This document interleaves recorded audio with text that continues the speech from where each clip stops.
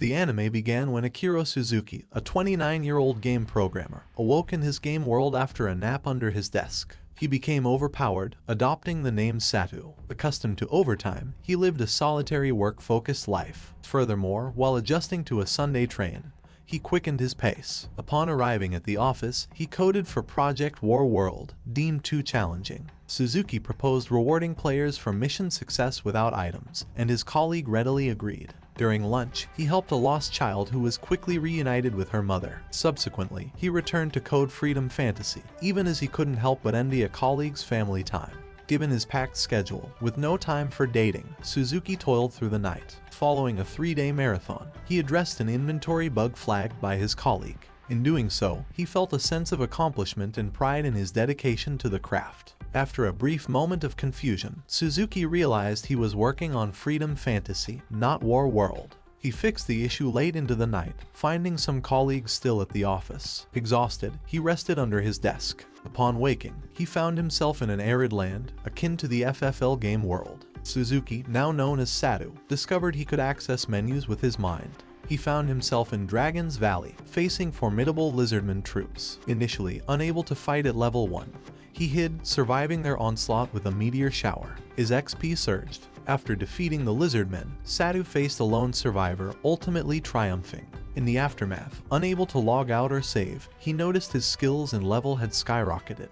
His wounds miraculously healed. While experimenting with meteor showers, he inadvertently caused massive explosions. His inventory now held unexpected items. With newfound riches, Satu rested, pondering the game's mechanics. The following day, he embarked for Warrior's Fortress, arriving near Saru City after a long journey. Amidst hundreds of soldiers, levels ranged from 7 to 31. In an instant, a fearsome wyvern attacked Satu. Although knocked down, he felt no pain. Surprisingly, he quickly hurled a pebble, diverting the wyvern toward the city. Swiftly, he rushed to catch up. Just in the nick of time, Satu arrived to witness the soldiers struggling against the formidable foe. Undeterred, Xena, one of them, bravely lunged at the wyvern but was swiftly knocked down. With lightning reflexes, Satu leaped to her aid, landing on a sturdy tree branch. Amidst hundreds of soldiers, levels ranged from 7 to 31. Meanwhile, suddenly, a fearsome wyvern attacked Satu. Although knocked down, he felt no pain. In his quick thinking, he swiftly hurled a pebble, diverting the wyvern toward the city. With determined resolve, he rushed to catch up. Arriving just in the nick of time, Satu witnessed the soldiers struggling against the formidable foe. Despite her fear, Xena, one of them, bravely lunged at the wyvern but was swiftly knocked down. With lightning reflexes, Satu leaped to her aid, landing on a sturdy tree branch. Xena awoke, despite Satu's warning not to look down, and was promptly frightened by the drop. Without a moment's hesitation, Satu scooped her up and leaped to the safety of the rocks below. They took the opportunity to introduce themselves, revealing Xena's role as a mage soldier stationed in Saru City. Shortly after, Xena's companions, Lilio and Ayana, arrived, eyeing Satu with suspicion until Xena vouched for him. Ayana inquired about Satu's background, prompting him to spin a tale of being a merchant who lost his wares during the meteor shower. The story held, and they accepted him. While en route to the city, they witnessed the soldiers victorious over the wyvern, skinning it for resources. Upon their arrival, Ayana guided Satu through residence registration. To his surprise, his status seemed to reflect pre-level up details, listing him as still level 1. After securing his residency visa, Satu bid farewell to Ayana, Xena, and Lilio. Ayana recommended Gate Inn near the entrance gate for accommodation. Following her suggestion, Satu was invited by a girl named Martha to stay at her inn. After they arrived, meeting Martha's mother was the next order of business. Once settled into the inn, Satu secured a room and ordered a meal. Meanwhile, Martha's mother instructed Martha to tidy up his accommodations. As she attended to her task, Martha's mother shared news of the recent meteor shower in Dragon's Valley, attributed to the Demon Lord. This revelation left Satu taken aback. However, Martha's mother assured him that the Demon Lord had been vanquished by a hero decades ago. After their conversation, Satu enjoyed his meal. Not long after, Martha joined him. He inquired about where to find his daily necessities, and she eagerly offered to show him around the city. During their exploration, they encountered two young demi-humans colliding with a man who scolded them harshly. Ever the kind soul, Satu intervened, assisting in tidying their scattered firewood. Grateful, the demi-humans hurried off to reunite with their mother. Martha was amazed by Saru's kindness towards the demi-humans. She explained that they were despised due to past conflicts where they had caused harm to farmers. Continuing their tour, Saru demonstrated his bargaining skills, securing a favorable deal from a merchant. He even bought Martha a hair clip, bringing her delight. As they wandered, Martha showcased a dragon mask used in festivals, and the merchant displayed a wig fit for a princess. Encouraged by the merchant's words, Saru purchased both seemingly trivial items. On their return to the inn, Saru glimpsed a girl named Arisa boarding a cart horse. Their gazes lingered briefly before she vanished from sight. Back at the inn, Saru encountered Uni, a young girl employed there. He retired to his room, dining and resting. As he prepared for sleep, he pondered the authenticity of this new world. It was undeniably real, distinct from the world war in FFL. Saru attempted to access the menu without success, prompting him to venture out into the city at night. He considered that perhaps if he could conquer the game, he might find a way back. Yet, he remembered that the game was endless. His new purpose was clear: to delve deeper into this captivating world. Martha woke Saru the next morning, saying his girlfriend awaited downstairs. Confused, Saru found Xena, off-duty, inviting him to explore. They strolled, with Xena buying crickets, but Saru paid a thank you for yesterday's rescue. They sat at a park, munching, trying various city foods. Saru was intrigued by fried dragon wings, which were bat wings and soy sauce. As they prepared to eat, a child nudged Xena, staining her blouse. A mage offered magical cleaning. In an alley, Xena's blouse was swiftly restored. They continued, and Saru inquired about her magic recitation. Xena shared complex theories, her childhood magic education. Despite its difficulty, she cherished its usefulness. She even dreamt of flying.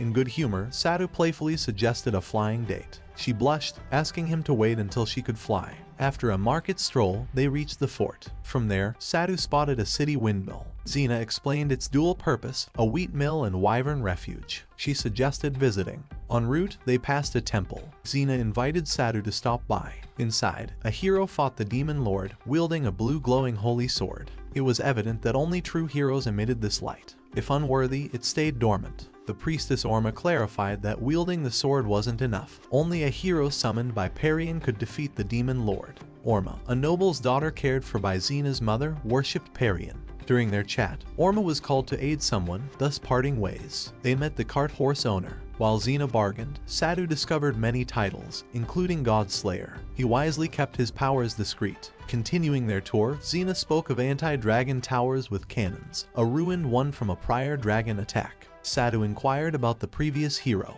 Xena explained heroes were summoned when the demon lord attacked with a specific ritual.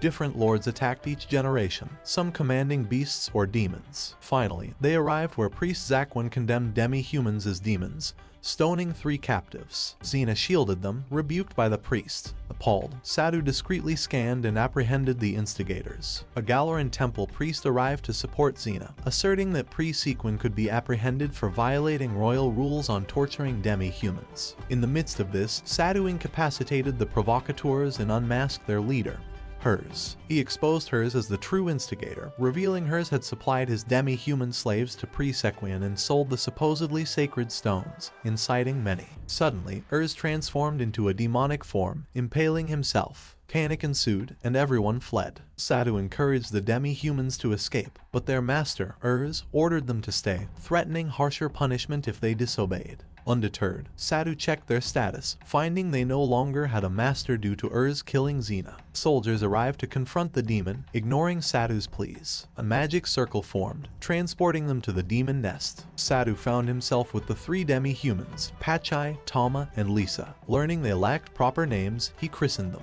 After providing clean clothes and tending to their wounds, they expressed gratitude. While Saru studied maps for an escape route and located Xena and the soldiers, the demon was absent. Lisa, possessing combat skills, received a sword from Saru. They advanced through the labyrinth, with Tama and Pachai using heightened senses to detect threats. Lisa guarded their rear. Following a suspicious scent ahead, they came across a monster feasting on a human. Saru dispatched it with a magical weapon, cautioning them to keep it quiet. Saru crafted a spear from the monster's skin, while Lisa found a valuable pearl, the creature's core, which could be traded for goods. Saru broke their chains and armed them. Lisa taught Pachai and Tama to extract cores. As they progressed, their levels rose. Resting, eating, and rotating sentries, they pressed on. Overcoming numerous challenges, they entered a room with unique loot. Inside, they faced creatures, and the demi-humans triumphed without Saru's aid. Lisa sought permission to cook frog meat, which Saru granted. As they enjoyed their meal, their levels increased. They encountered a level 10 slime. Lisa instructed them on its weakness, defeating it alone. Suddenly, a level 40 beast approached. Though Saru struggled, he managed to defeat it. In a room filled with cobwebs, humans were trapped. Saru instructed Lisa, Tama, and Pachai to free them. The rescued were wealthy, promising rewards once free. One rescued man resisted Pachai, disliking being saved by a demi-human. Saru encouraged him to free himself. Jim Bolton grew irritated, threatening to burn the man if he didn't stop. They continued, hearing the sounds of battle. Saru and the demi-humans joined, finding slimes attacking soldiers. Saru and the three acted swiftly. The initially resistant man faced a monster, growing terrified when it retaliated. Tama and Pachai intervened. Saru defeated the monster, freeing Xena, apparently held captive by it. Xena aids demi-humans, grateful for her help. They exit the dungeon after defeating slime monsters. Subsequently, Saru detects an unusual wall section,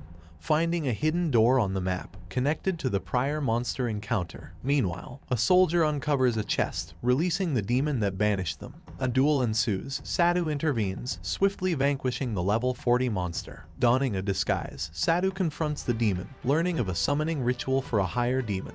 After saving civilians, he faces the giant demon, but the holy sword lacks its full power. Saru switches to a magical gun, then a fireball, but the demon endures. Utilizing the title God Slayer, Saru triumphs. The following day, everyone reunites, including the once arrogant man, now grateful. Xena embraces Saru, relieved he's safe. In the hours that follow, the demi-humans officially become Saru's slaves, with Lulu and Erisa joining. Suspicious of Erisa's ease in saying his name, Saru tests her. Erisa startles everyone by understanding Japanese when Saru whispers to her. He buys both Erisa and Lulu, who get along well with the demi-humans. They dine at a restaurant, indulging in a feast. Saru shops for clothes and chicken skewers for Erisa, then generously shares food with hungry demi-humans he encounters. Upon returning to the inn, Saru arranges a makeshift sleeping space in the stable for them. Later, in their room, Saru declines their nighttime service, surprising them.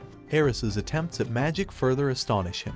She confesses her feelings for him, revealing she's Takabana Erisa, once Japanese like him, now reincarnated with full memory. After buying the scarf, they return to the inn.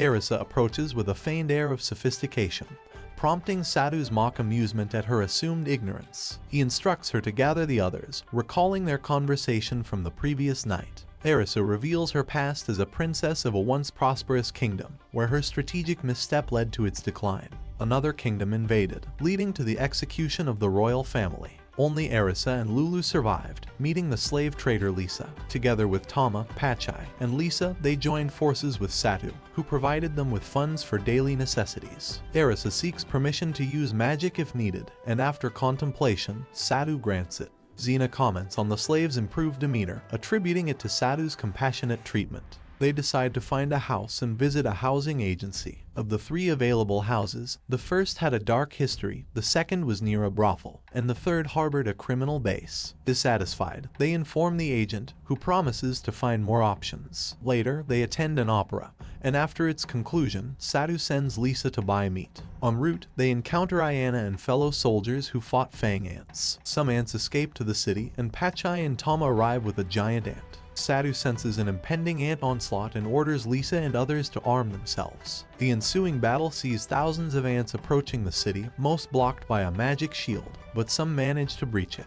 Pachai and Tama successfully defend against the approaching monsters, saving the inn. However, one ant reaches Natty's workplace, where Saru rushes to her aid. Though he defeats the creature, a poisonous liquid on the stairs traps Natty below. Fortunately, the elf manager uses his magic to lift her to safety, and Natty introduces her boss to Saru. As they scream in the light's sudden intensity, Saru spots an owl in the room. Swiftly, the owl transforms into another figure, launching an attack. Employing physical magic, Saru incapacitates everyone but Erisa. Together, they face the formidable foe named Zen, proficient in shadow magic. After a prolonged struggle, Zen retreats with Mia, revealing that to save her, Saru must venture to the Cradle. He leaps through the portal, arriving in a shadowy prison. Through his skills, he breaks free and confronts Zen, who expresses surprise at Saru's arrival. asserting that only heroes can reach the cradle. Zen is then teleported out, leaving Saru facing a colossal tree. Inside, he encounters the plant spirit, Dryad, who aids him in ascending to higher floors. On the uppermost level, Saru battles humans created by the alchemist and a stone golem,